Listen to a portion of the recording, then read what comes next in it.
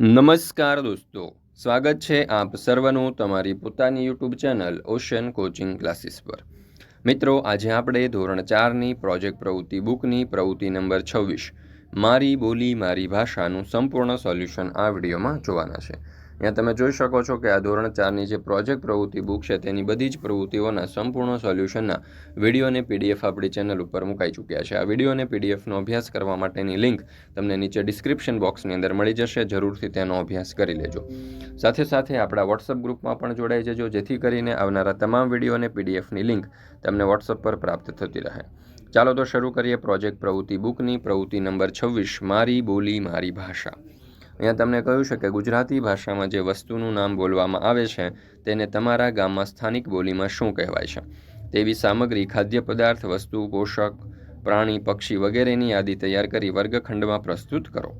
શાળા પુસ્તકાલયમાં કોઈ બોલી અંગે પુસ્તકો હોય તો તે મેળવી તેમાંથી પણ વિવિધ જાણકારી મેળવી નોંધ કરશો।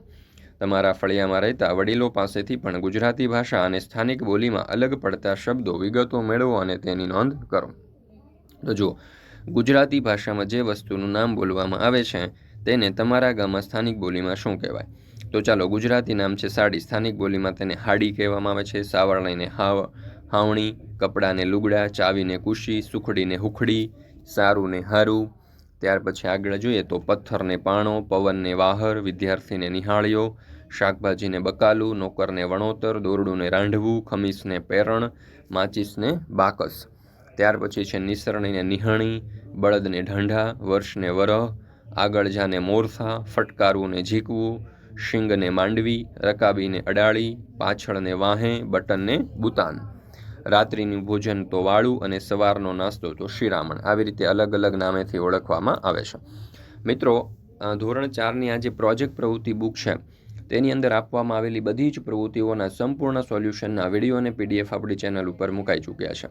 આ વિડીયો અને પીડીએફનો અભ્યાસ કરવા માટેની લિંક તમને નીચે ડિસ્ક્રિપ્શન બોક્સની અંદર મળી જશે, તો જરૂરથી તેનો અભ્યાસ કરી લેજો। સાથે સાથે આપણા વોટ્સઅપ ગ્રુપમાં પણ જોડાઈ જજો, જેથી કરીને આવનારા તમામ વિડીયો અને પીડીએફની લિંક તમને વોટ્સઅપ પર પ્રાપ્ત થતી રહે।